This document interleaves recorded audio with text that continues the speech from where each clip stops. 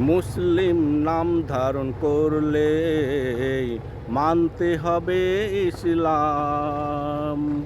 আল্লাহর আনুগত করতে হলে পড়তে হবে পাক কালাম।